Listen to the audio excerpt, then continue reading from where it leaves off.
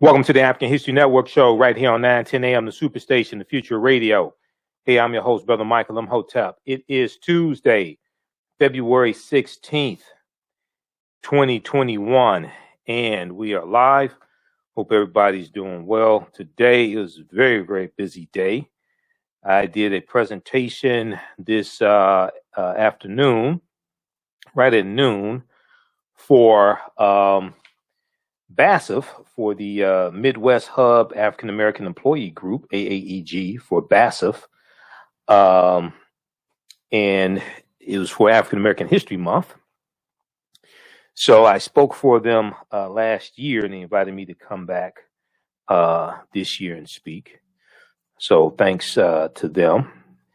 I presented, they wanted to deal with some of the skilled trades that enslaved Africans had here in the U.S. So that's what we talked about. There were at least 262 skills, trades, and crafts that African people had in this country from 1619 to 1865. So I dealt with that and a lot of other history as well, some of the history of the Moors going into Europe, etc., because they had skilled trades as well. All right, and then from 8 to 10, I taught my online course, Ancient Kemet, the Moors, and the Maafa, Understanding the Transatlantic Slave Trade, what they didn't teach you in school. So we had Sister Nubia Wardford, the cultural anthropologist who we had on the show last night. She was our guest speaker in our class this evening.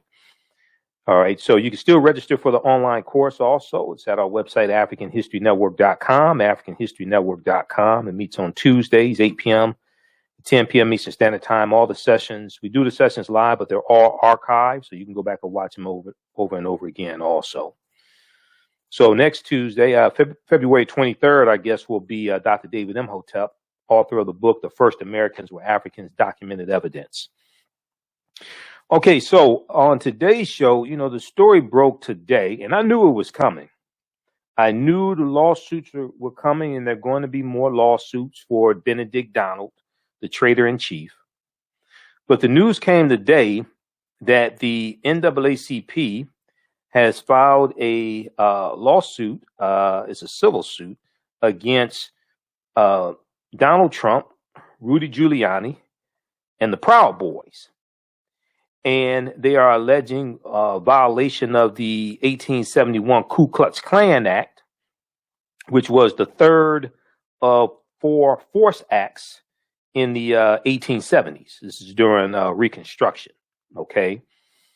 And the 1871 Ku Klux Klan Act, this deals with interfering with voting rights and domestic terrorism. The 1871 Ku Klux Klan Act empowered the president to use the armed forces to combat those who conspired to deny equal protection of the laws and to suspend habeas corpus if necessary to enforce the act. So we're going to talk about this. Once again, this deals with history. This deals with law. A lot of people don't know about this. So we'll talk some about that in this lawsuit, okay?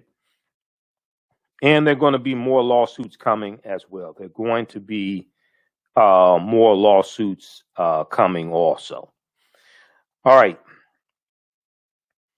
So on the African History Network show, we focus on educating, empowering, and inspiring people of African descent throughout the diaspora and around the world, because right now it's correct wrong behavior.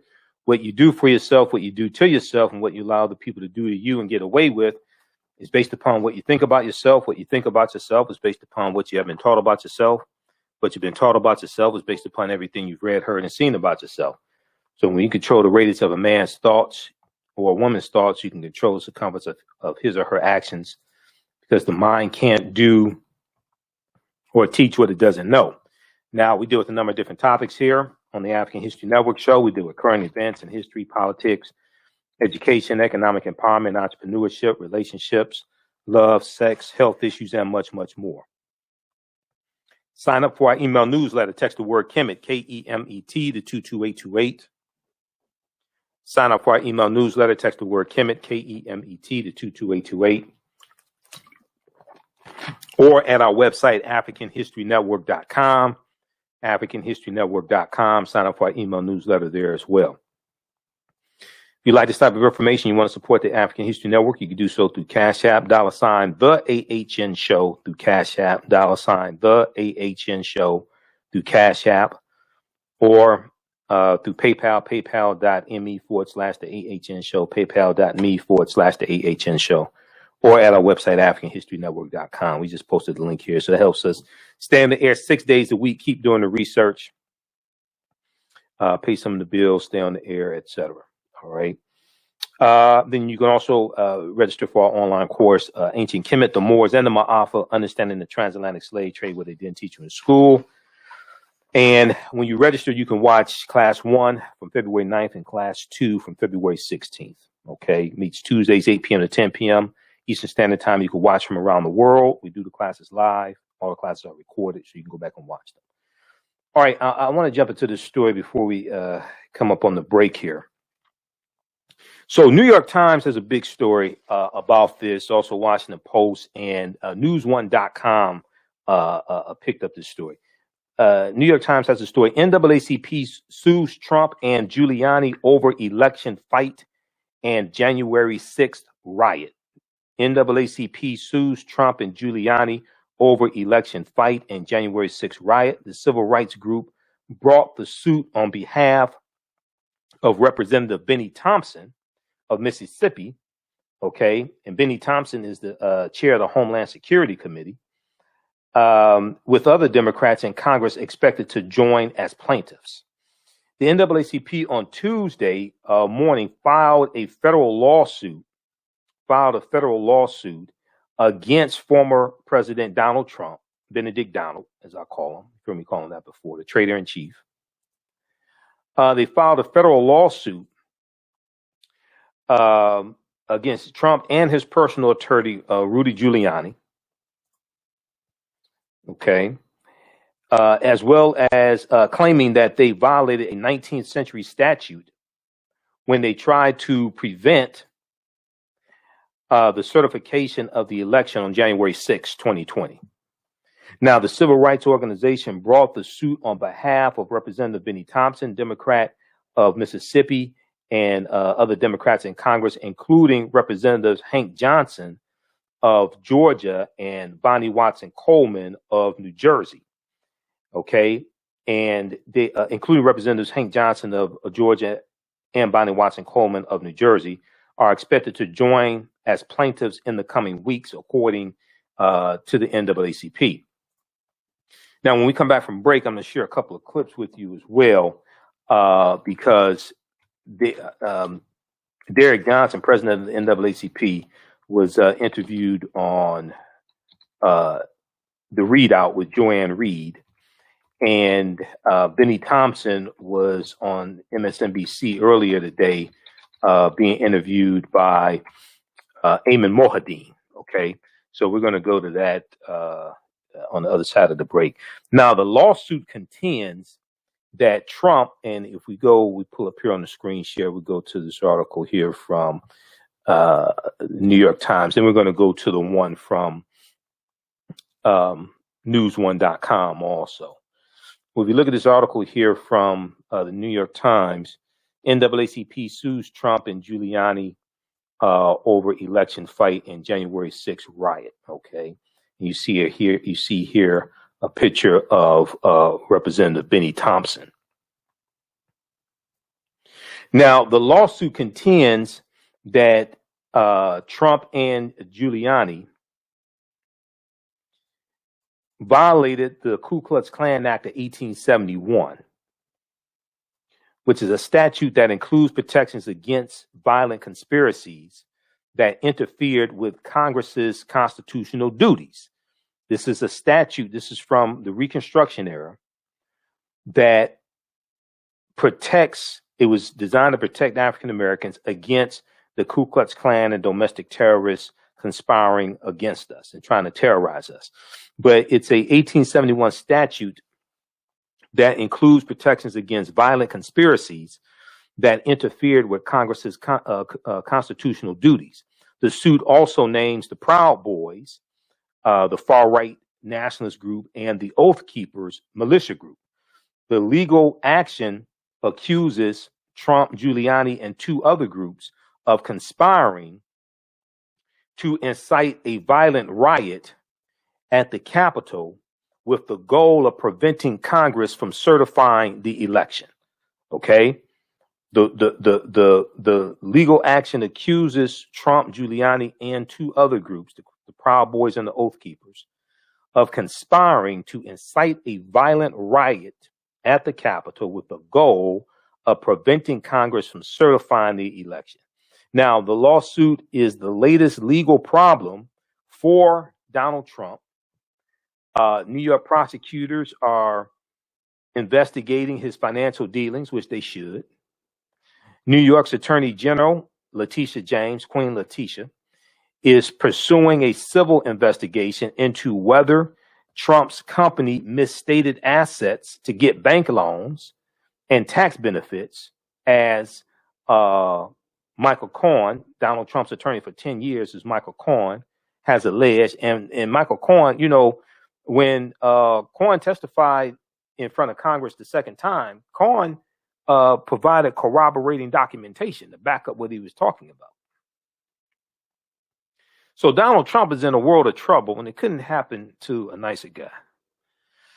And a Georgia district attorney is examining his election interference effort as well, okay, which she should. Now, spineless Jason Miller, the little weasel spokesperson for Trump that you see, Jason Miller, an advisor to Trump, not sure what he's advising him on, noted in response to the lawsuit that the Senate had acquitted the former president of the article of impeachment on inciting an insurrection. The Senate voted 57-43, falling short of the 2/3 majority required to convict. Yeah, but most of them said that it wasn't constitutional to hold the Senate trial. They were wrong in saying that, because the Senate voted that it was constitutional. But most of them that voted, most of the 43 that voted to acquit, they didn't say he was innocent. So, little Jason, he put this statement out. President Trump did not plan, produce, or organize the January 6th rally on the Ellipse. President Trump did not incite or conspire to incite any violence at the Capitol on January 6th. Jason Miller said in a prepared statement that Trump told him to take his ass out there and say. He added that Mr. Giuliani, quote, is not currently representing Trump in any legal matters. Oh, that's your defense. What about when he was representing Trump in legal matters? In the lawsuit, Representative Benny Thompson of Mississippi said he was forced to wear a gas mask and hide on the floor of the House gallery for 3 hours while hearing threats of violence against any member who attempted to proceed to approve the Electoral College ballot count. Representative Benny Thompson also heard a gunshot, according to the lawsuit, which he did not learn until later had killed Ashley Babbitt, one of the rioters in the Capitol lobby. Now, Representative Benny Thompson is seeking compensatory and punitive damages in the lawsuit filed in federal district court in Washington. The suit does not include a specific financial amount. We're going to deal with this on the other side of the break. We'll talk some more about what is the Ku Klux Klan Act of 1871. We'll talk about the other force acts, FORCE. There were 4 force acts of the 1870s. And then we'll let you hear what happened earlier today when Derek Johnson from the NAACP spoke about this suit, and Representative Benny Thompson. All right, listen to the African History Network show right here on 910 AM, the Superstation of Future Radio. I'm Michael Imhotep. We'll be back in a few minutes. For 25 years, the Black History 101 Mobile Museum has carried on the rich legacy of the Black Museum movement in America by showcasing original artifacts of the Black experience at colleges, universities, K-12 schools, corporations, libraries, conferences, and cultural events, making it the most traversed Black History mobile exhibit in American history. Dr. Khalid El-Hakim is the founder of the Black History 101 Mobile Museum, and he is a highly sought-after public speaker on topics of Black history, social studies, education, museum studies, hip-hop, and race relations. Dr. Khalid was named among the change makers for NBC Universal's Erase the Hate campaign and listed as one of the 100 men of distinction for Black enterprise. He recently founded the Michigan Hip Hop Archive on the campus of Western Michigan University. The Black History 101 Mobile Museum is currently scheduling in-person and virtual exhibits nationwide. For more information, please contact Dr. Khalid El-Hakim directly at 313-645-4197, 313-645-4197, or visit their website at blackhistorymobilemuseum.com. That's blackhistorymobilemuseum.com. You can also email him at bhistory101@yahoo.com, bhistory101@yahoo.com.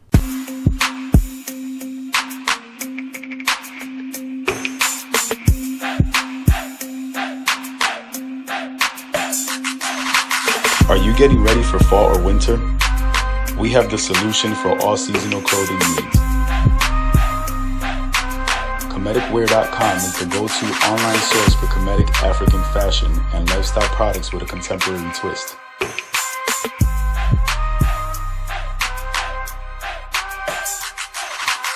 We're committed to offering unique styles reflecting our African heritage.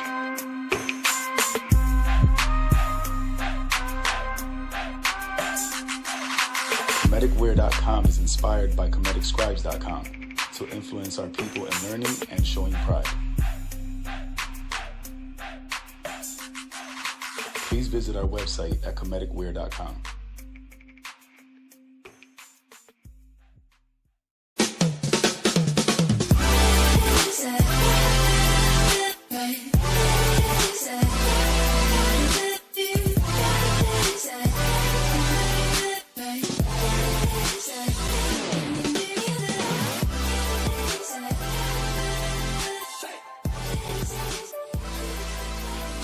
Visit 4glossygirls.com. That's the number 4glossygirls.com, and follow them on Instagram at 4glossygirls.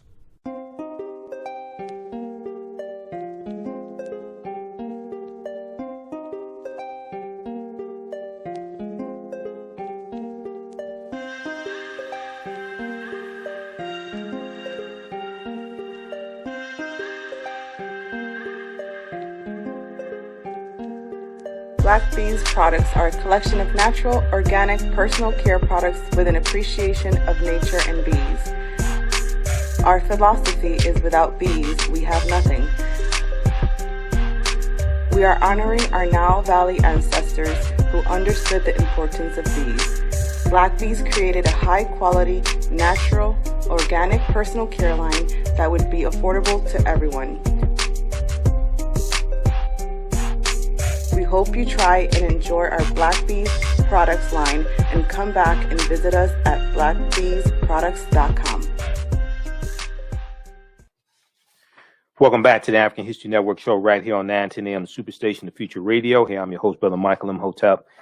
It is Tuesday, February 16th, 2021. We are live. Calling numbers 313-778-7600, 313-778-7600. Is the call-in number if you have a question or comment. Right before the break, we were talking about the lawsuit filed today by the NAACP on behalf of Representative Benny Thompson and others suing Donald Trump, Rudy Giuliani, the Proud Boys, and the Oath Keepers, alleging violation of the Ku Klux Klan Act of 1871. This is in regards to the January 6th attempted insurrection that took place at the U.S. Capitol building. Also, I want to let you all know, February 24th, Zeta Phi Beta Sorority Incorporated, the Lambda Rho Zeta chapter, Pontiac chapter, is having a Black History Month virtual panel discussion, and I will be one of the panelists. It's taking place Wednesday, February 24th, 2021, 7 p.m. to about 8:30 p.m., a night of celebrating Black history. Let's celebrate Black history. So if you visit our website, AfricanHistoryNetwork.com, AfricanHistoryNetwork.com, we have the information there. You can register for it. It's free to register. And there are accepting donations also. And it's a Zoom presentation. And you'll also find out information about a poetry night that they have coming up. So Marnice Jackson of Zeta Phi Beta Sorority Incorporated invited me to be on the panel. So I couldn't say no. Those are my sisters. So if you go to our website, AfricanHistoryNetwork.com, and you scroll down, you see information for my radio show here. And then you click on this link here, read articles by Michael Imhotep. Below that, we have information for our online course, Ancient Kemet, the Moors, and the Maafa. Understanding the transatlantic slave trade, what they didn't teach you in school. So you can register for that. Click right there, register here. You'll see the flyer. And then we have information here for the panel discussion that I'm on for Zeta Phi Beta Sorority Incorporated. That flyer's here. Click right here for register here. Okay. And it takes you to the next page, and you can register, and it's free. All right. Okay. So check that out. All right. Let's get back to this lawsuit here. Oh, and if you want me to do a presentation for your group or organization, email me at AHNshow@AfricanHistoryNetwork.com, AHNshow@AfricanHistoryNetwork.com, if you want me to do a presentation for your group or organization. All right. So here's a little background on the Ku Klux Klan Act. All right. It's one of the 4 enforcement acts. I've talked about this before in some of my presentations. I'm gonna try to pull up a slide here dealing with this as well. But when we look at the Force Acts, FORCE, the Force Acts, in U.S. history, they were a series of acts passed by Republican Reconstruction supporters in Congress between May 31st, 1870 and March 1st, 1875. Between May 31st, 1870 and March 1st, 1875. Okay. The Force Acts. And they were designed to protect the constitutional rights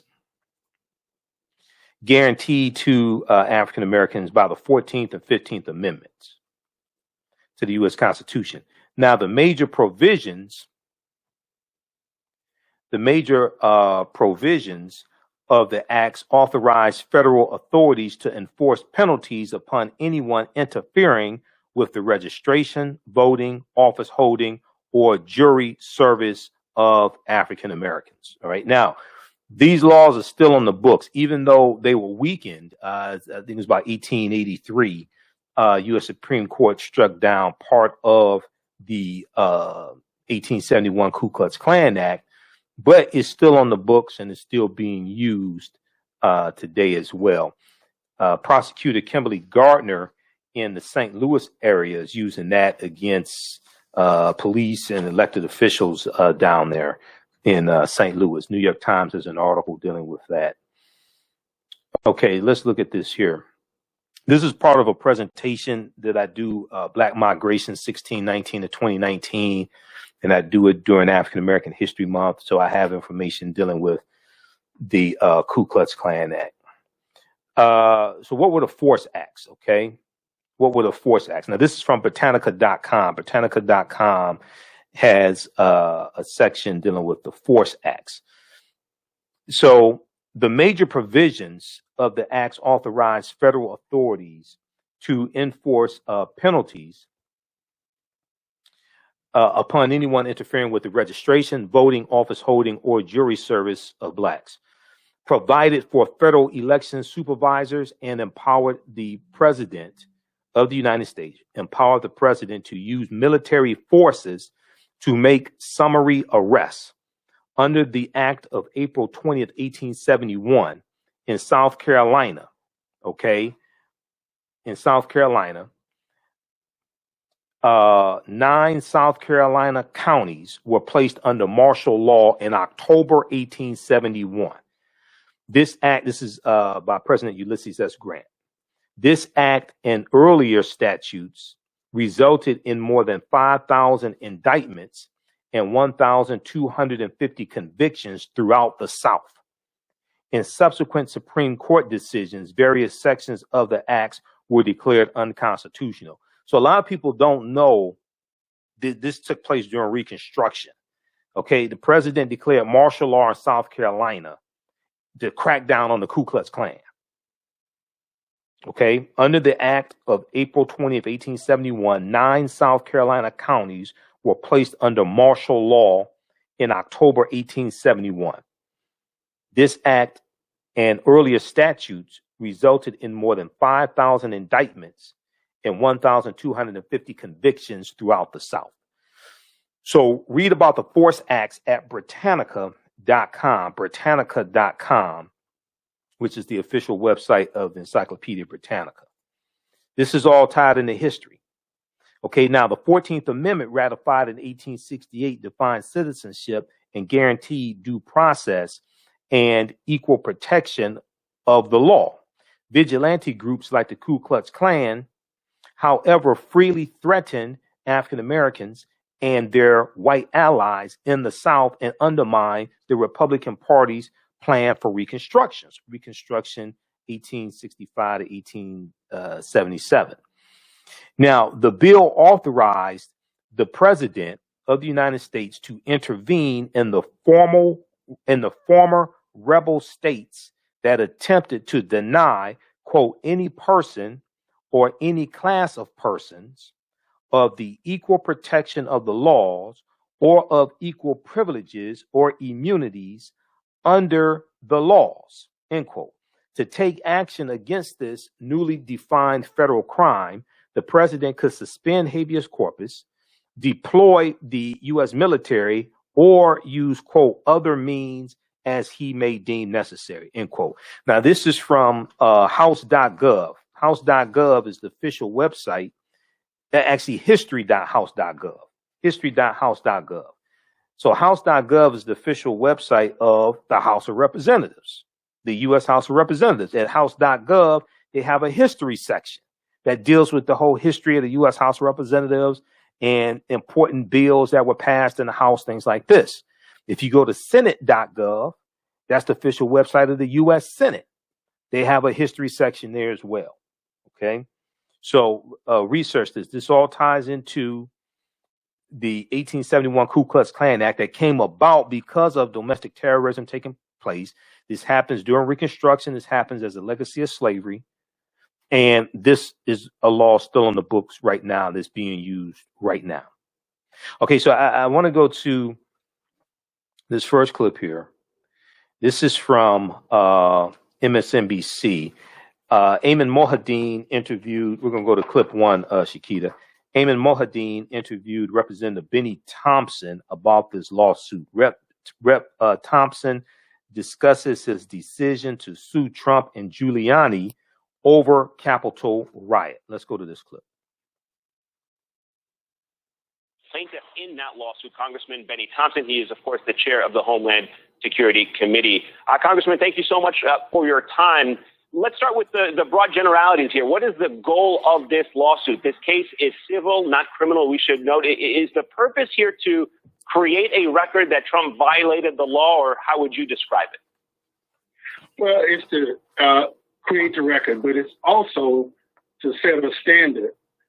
If you disagree in America with the outcome of an election, you don't riot. You don't do anything other than see that individual at the next election.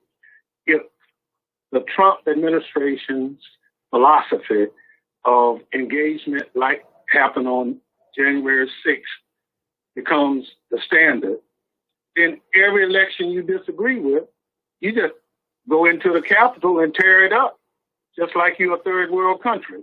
So this, hopefully, at the end, will mitigate any difference that we might have that in America, we settle our differences at the ballot box.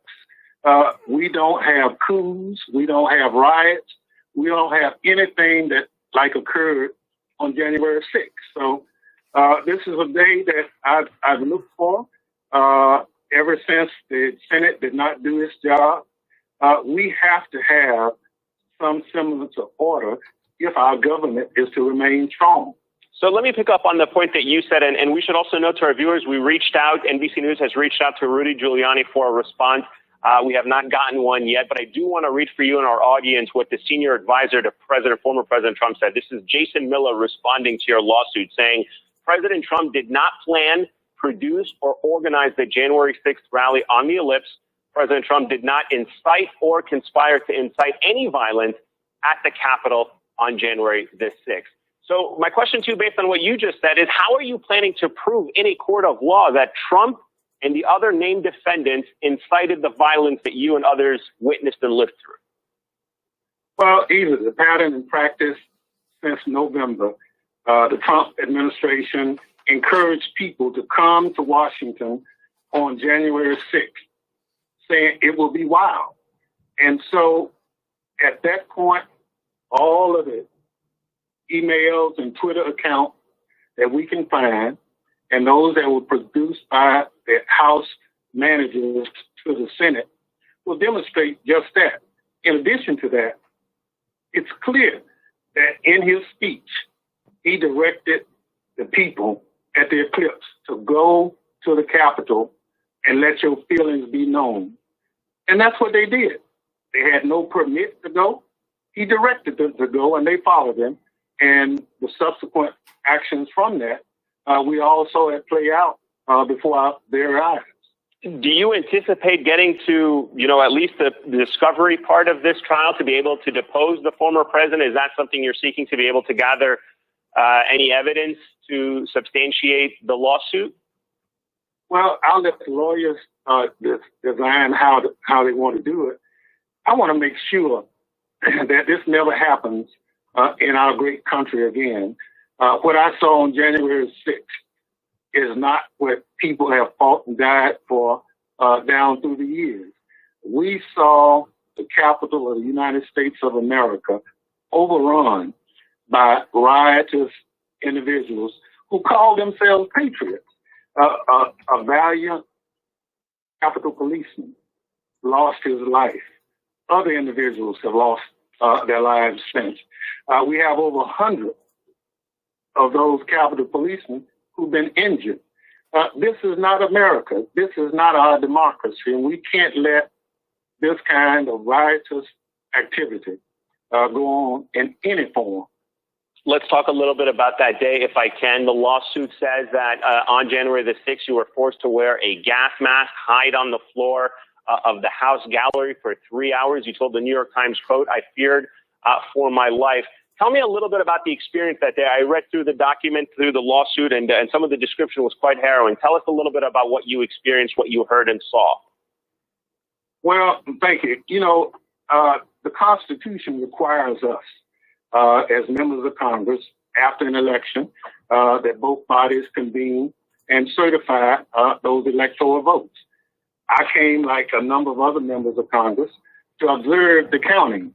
And in the midst of the counting, the vice president, the speaker, other leadership in both bodies were whisked out of the gallery and left those members who don't have security details, those members who were there just to do their job. And we were there for quite a while, not knowing what was going on. We could hear the rumblings on the outside. We heard the gunshot on the inside where we were. Those kinds of things troubled me. Family members called me, checking on me. Mind you, we can't see from the gallery what was going on outside. We could see staff blocking the doors with furniture and all those things. And ultimately, we were directed around the entire gallery, but unable to get out because people had gotten to the third floor of the gallery and about to enter the gallery. So it was quite a harrowing experience. And again, these individuals were trying to stop Congress from doing its constitutional duties as members of Congress. So clearly, it played out in front of millions of people all over the world, not just in the United States. And we have to set a standard. This is not the standard that the number one democracy in the world should stand by. Did you get a sense while you were living through that experience they were looking specifically for Speaker Pelosi? Did you hear anything that made you feel they were targeting her? Oh, absolutely. The thing that bothered me equally as much was they were looking for the vice president. Now, I can't understand how the president of the United States would sick a riotous crowd on his vice president. But it's obvious he was so caught up in the fact that he did not want Congress to do its constitutional duties that the people came to the Capitol wanting to hurt any and everyone in leadership. So this is not who we are. I thought the Senate, in its infinite wisdom, would have the strength to convict him, but they didn't. And it was only after the Senate refused to do what I felt was their job, is to convict Donald Trump. This lawsuit is another opportunity. I'm from the South. That Ku Klux Klan law was basically put on the books to protect Southerners and other people from the Klan who didn't want this great country of ours to survive. But thank goodness it did, and now here we come full circle with this Klan-like activities of the Oath Keepers and the Proud Boys and others at the direction of our president at that time, Donald Trump, when he said, go to the Capitol. Mind you, they did not have a permit to go.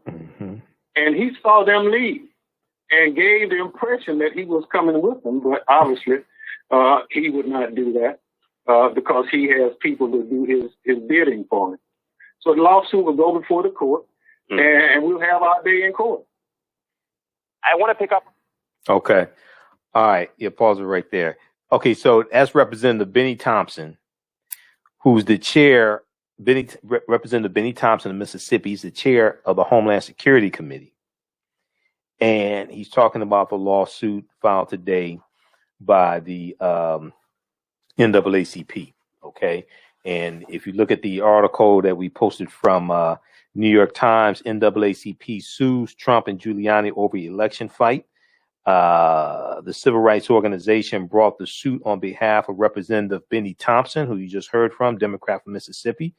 Other Democrats in Congress, including Representatives Hank Johnson of Georgia and Bonnie Watson Coleman of New Jersey, are expected to join as plaintiffs in the coming weeks, according to the NAACP. I want to go to this article here from, this is from newsone.com. Newsone has a good article dealing with this as well. The Ku Klux Klan Act of 1871 explained, as NAACP sues Trump Proud Boys for violating it. This is from February 16th by Bruce C.T. Wright for newsone.com.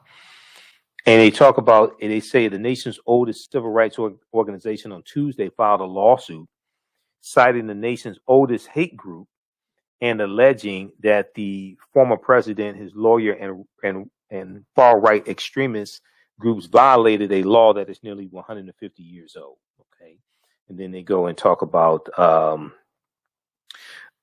this. All of them have been accused of either inciting or participating in the violence that resulted in at least 6 deaths and interrupted Congress convening to certify the election of Joe Biden. The lawsuit accuses them of violating the Ku Klux Klan Act of 1871, which, quote, was intended to protect against conspiracies through violence and intimidation that sought to prevent members of Congress from discharging their official duties, end quote. The Ku Klux Klan Act was originally established to protect black people from white supremacy waged violence. All right, so check out the rest of this article. It goes on to say the defendants conspired to prevent. The lawsuit says the defendants conspired to prevent by force, intimidation, and threats the plaintiff as a member of Congress from discharging his official duties to approve the count of votes cast by members of the Electoral College through the presidential election held in November 2020. All right. Read the rest of this article here. Now, we're going to go to clip 2 in just a second, Shakita. I showed you, while the first clip was playing, I showed you from my slide presentation. This is a presentation that I do called Black Migration 1619 to 2019. Black Migration 1619 to 2019. And I first did it in 2019 for February for African American History Month. Okay. It's on our website, AfricanHistoryNetwork.com. When you scroll down, you'll see the the Black History Month 15 DVD bundle pack. Actually, Black Migrations is in this bundle pack. Okay, it's in that one. But it's a 6 DVD bundle pack. The Black Migration 1619 to 2019 bundle pack, and Black Migrations is in there. Okay, and some other lectures as well, including one dealing with the history of African American jockeys when we used to dominate horse racing, when we used to win the Kentucky Derby. And that's something I talked about in the presentation I did this afternoon for BASF, because one of the skills that we had during slavery in this country was that as a horse jockey and also horse trainer.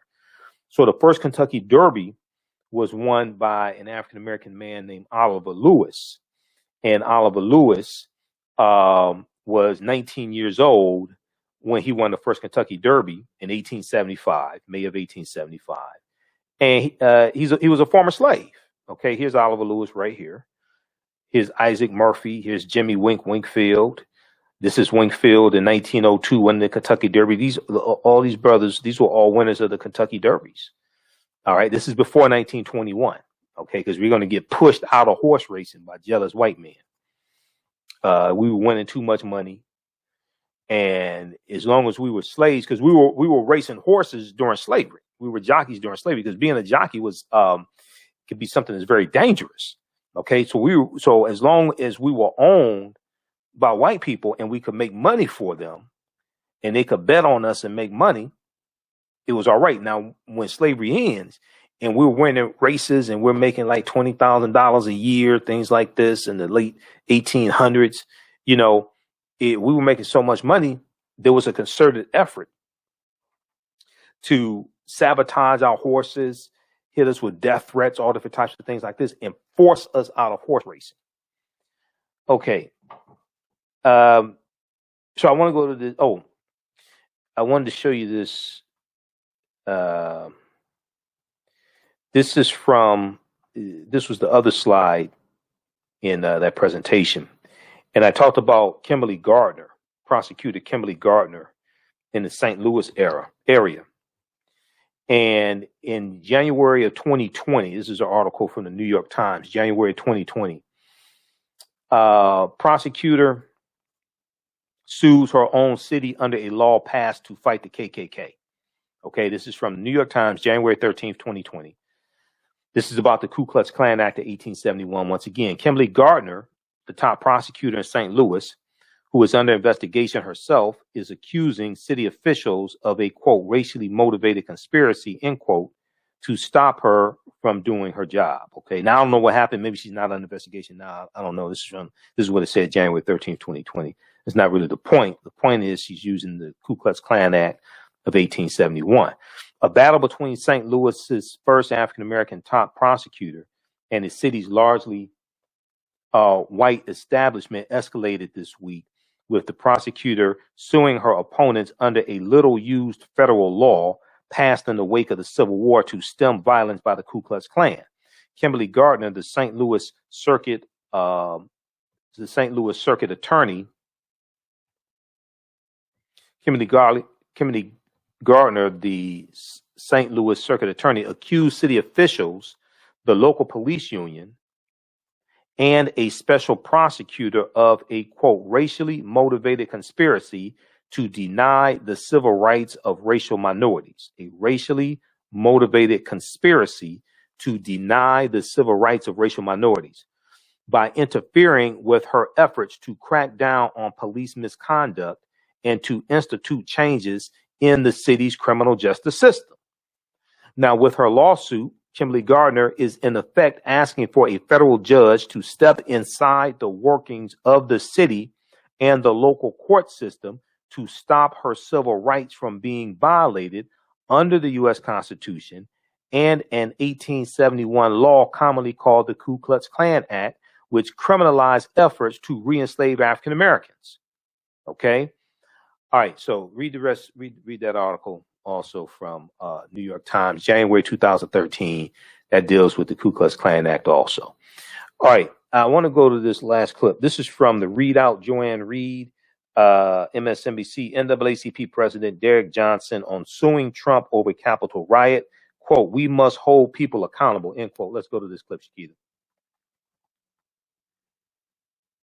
That as part of what happened in those riots, you had the Confederate flag flying in the Capitol for the first time. It didn't even happen during the Civil War. The Associated Press talks about dozens of the people who were charged spewing extremist rhetoric. The FBI has linked at least 40 defendants to extremist groups or movements, including at least 16 members of the neo-fascist Proud Boys, at least 5 connected to the Oath Keepers, etc.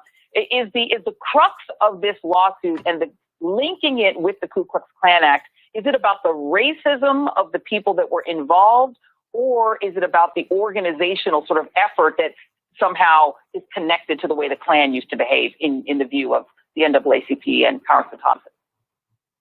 Yes, all of the above. Domestic terrorism in this country have always been rooted in white supremacy. Let's be clear about that. The actions of the 30s, 40s, up to present has been the basis of people who see certain citizens as legitimate and other citizens as not legitimate. The Klan Act was put in place to ensure Southern legislators will have the ability to exercise their sworn duties as congresspersons without intimidation and fear of retaliation. What we have seen as a result of January 6th is the need for the act to be enforced fully, because the Republicans in the Senate refuse to carry out their responsibility in the face of all of the facts that Donald Trump, Giuliani, all the groups connected to them, planned this out well before January 6th and carried out in a way in which they were seeking to delegitimize African-American folks across the country. And we know that the NAACP has actually been involved and been a party to suits against the Ku Klux Klan itself in the past. In one case, there was a big settlement that wound up basically making the NAACP the owners of the Klan's former property. That happened in 1987. What is the outcome that this lawsuit is seeking to have? Is it seizure of assets? Is it what is it that Congressman Thompson is trying to? What is his end game? What does he want out of the suit? So first of all, he's the first of what we hope to be many members of Congress to join this lawsuit because no one has been held accountable. It has been our experience as African Americans that if you allow this type of domestic terrorism to go unchecked, it would only expand and spread. So we must hope harm he has caused, not only to the African American community, but to our democracy. How can we go and fight abroad the Taliban if we're unwilling to address the domestic terrorists that live in our backyard?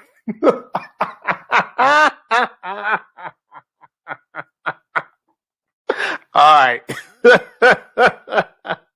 So that's Derek Johnson, president of the NAACP. How you gonna go fight terrorists abroad and you don't want to deal with the domestic terrorists at home? Okay. So once again, if you look at this article again from news1.com, Derek Johnson said, quote, "If we don't put a check on the spread of domestic terrorism, it will consume the nation and transform it to something that none of us recognize. Derek Johnson told Politico about the lawsuit, Politico.com.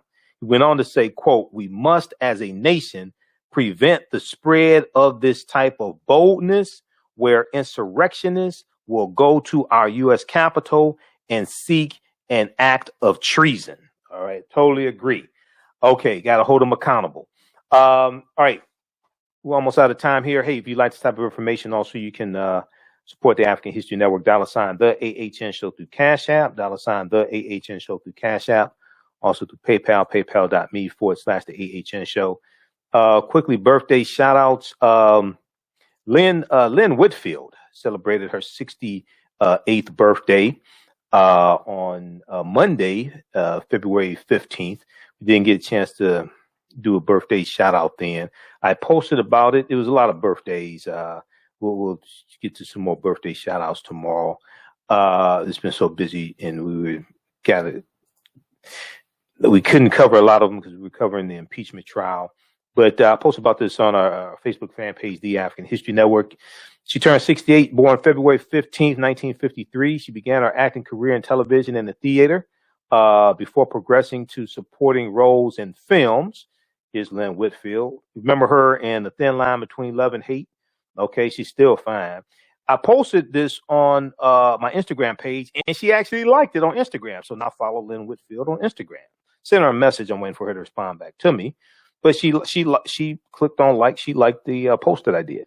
Now, she won a Primetime Emmy Award for Outstanding Lead Actress in a Limited Series or Movie and received a Golden Globe Award nomination for her breakout performance as Josephine Baker in the HBO biographical film, The Josephine Baker Story, 1991. I remember watching this. Remember seeing Lynn Whitfield portray Josephine Baker. In the 1990s, Lynn Whitfield played leading roles in a number of made-for-television movies and had several starring roles in theatrical films, including A Thin Line Between Love and Hate, 1996 with Martin Lawrence, Gone Fishing, 1997, Eve's Bayou, 1997, Stepmom, 1998, Head of State, 2003, Medea's Family Reunion, 2006, and The Women, 2008. Whitfield also starred in a number of movies in the 2000s and 2010s. From 2016 to 2020, she starred as Lady Mae Greenleaf in the Oprah Winfrey Network dramatic series Greenleaf, for which she won critical acclaim and garnered 2 NAACP Image Awards and a Gracie Award. Whitfield has won a total of 7 NAACP Image Awards. So happy birthday, Lynn Whitfield. This is Courtesy Soul TV. We're out of time here. Right now, it's correct wrong behavior. It's not over till we win. Wakanda forever. Stay tuned for Pastor Greg Davis. We'll talk to you tomorrow night. Peace. All right, everybody. Okay, hey, we're out of time here.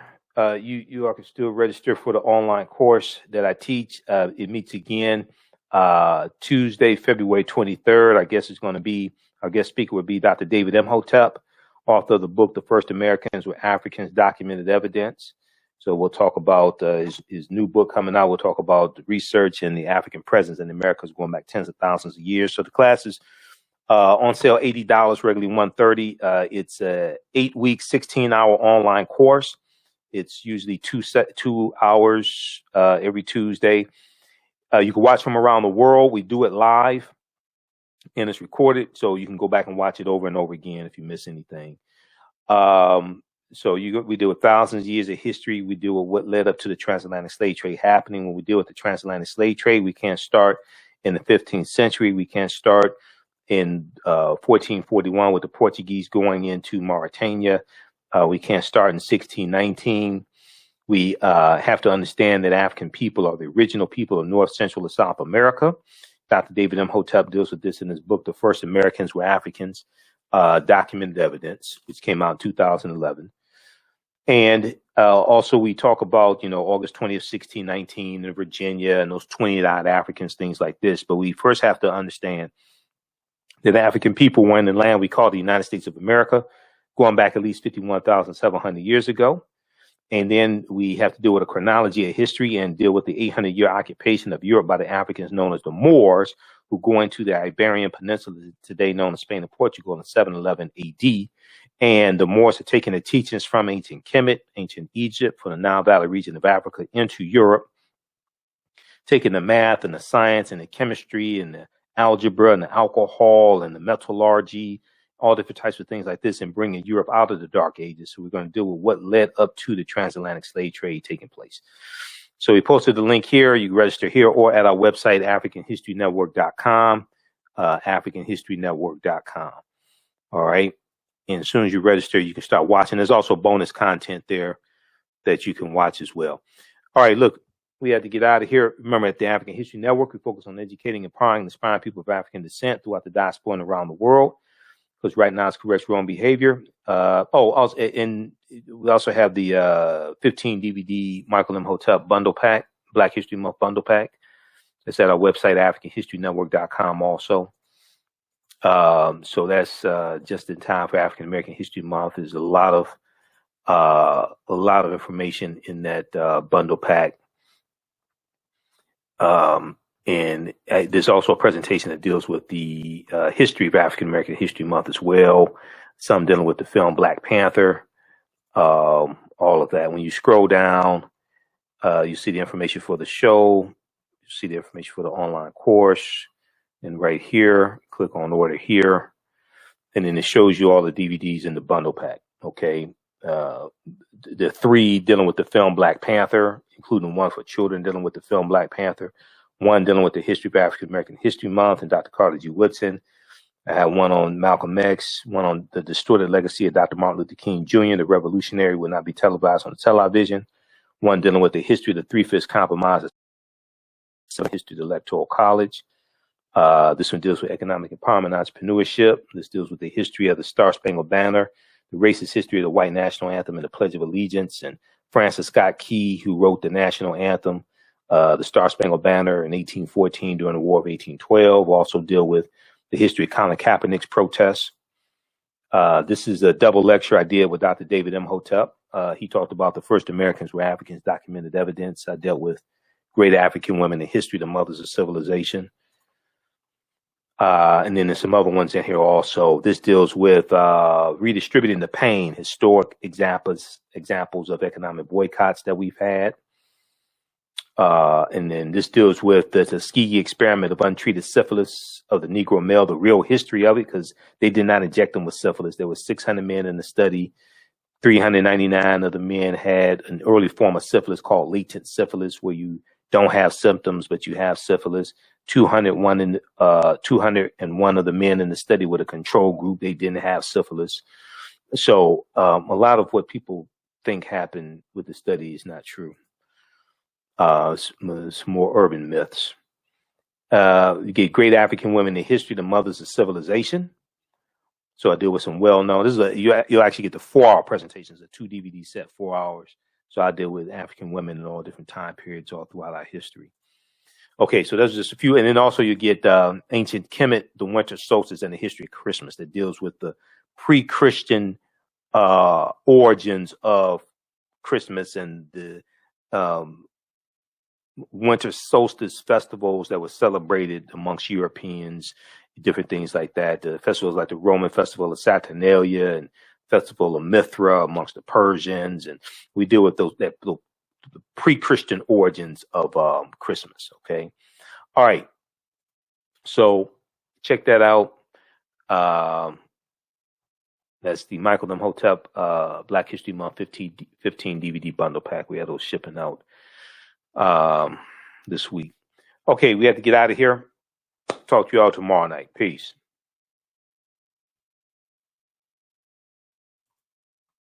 With blackbusinesstee.com, the messages are clear and meaningful. Keep your business in the black and out of the red. Mind your black business, know your numbers, and plan strategically. Black Business Boss, lead your industry. Support black business, encourage, patronize, and uplift one another. Blackbusinesstee.com currently has products sold in Detroit, Atlanta, Chicago, and Los Angeles, with proceeds returned to the black community. They have a wide selection of hoodies, t-shirts, mugs, hats, sweatshirts that support black-owned businesses. Visit the website blackbusinesstee.com. That's blackbusinesstee.com. Do you have an idea or business that requires app development or thinking of moving your IT resources to the cloud? We have post-paid and profit-sharing plans for unique ideas or profitable businesses. Who can take advantage of this unique program? Entrepreneurs with unique ideas, startups, small to medium businesses. Contact us 267-209-0352. Visit nomadicsystems.net, nomadicsystems.net today. Intuitive Design Clothing is an online accessory store that sells one-of-a-kind signature statement pieces for men and women. They also specialize in fashion consultations, closet organization, and decorating small spaces. Are you looking for a statement piece for a special affair, or would you like to add some select pieces to your ensemble of accessories? If you're looking for something different, definitely contact Kathy Norman, owner and CEO of Intuitive Design Clothing. Visit their website, intuitivedesignclothing.com. That's intuitivedesignclothing.com, and you can email her at info@intuitivedesignclothing.com. Intuitive Design Clothing is where every entrance is a grand entrance. Soul Natural Beauty Products offers organic, plant-based skin and hair care products that will rejuvenate skin and naturally grow and thicken hair. Their whipped shea butter can heal or restore damaged skin cells to prevent hyperpigmentation and skin breakouts. All products are made with organic plant-based ingredients. Their maximum hair growth oil is fortified with organic herbal extracts and undeniably proves that Mother Nature knows best. It thickens, lengthens, softens, and conditions all types of hair. They even guarantee hair improvement within 90 days or a full refund. Their all-natural 24-hour deodorant leaves the body smelling fresh without sweating for up to 24 hours. It does not stain fabric, goes on smoothly, and has a refreshing lavender and frankincense aroma. It can be used by men, women, and even children. Place your order today at soulnaturalbeautyproducts.com. That's soulnaturalbeautyproducts.com, and follow them on Facebook at Soul Natural Beauty Products. Yaya Rule is a line of African print-inspired apparel catered to the black community. The pieces include t-shirts, sweatshirts, hoodies, jackets, dresses, skirts, activewear, bags, and other accessories and home decor. This brand offers a revived way for men and women to wear their black pride and honor their African heritage anywhere at any time. This apparel line is for anyone, whether you are working in the corporate world, are an entrepreneur, or an artist. Their selection will allow you to casually let your pride shine or dress it up as wanted. It is for those who have already embraced African fabrics and for those who are just getting introduced to them. Reclaim and experience a part of our culture with rich and colorful African prints. The clothing line and the accessories are available right now starting at $17.99. For more information on the new items and accessories, visit yayarule.com.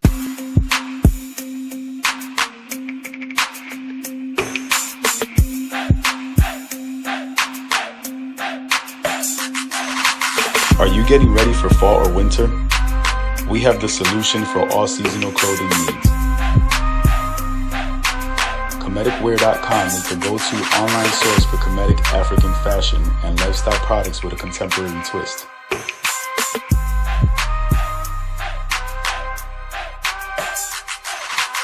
We're committed to offering unique styles reflecting our African heritage.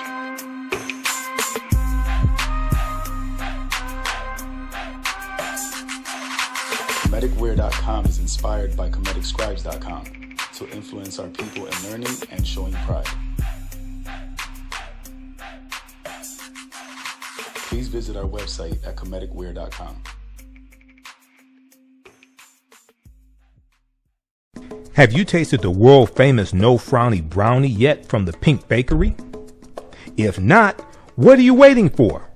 They are vegan, gluten-free, and free of the big 8 allergens. While eating their No Frowny brownies, the fabulous Miss Tabitha Brown said they were very good. Very good. And you know, if she says that, they are. The Pink Bakery is the first black-owned, big 8 allergen-free baking mix company. Go to thepinkbakery.com, that's thepinkbakery.com, to order their No Frowny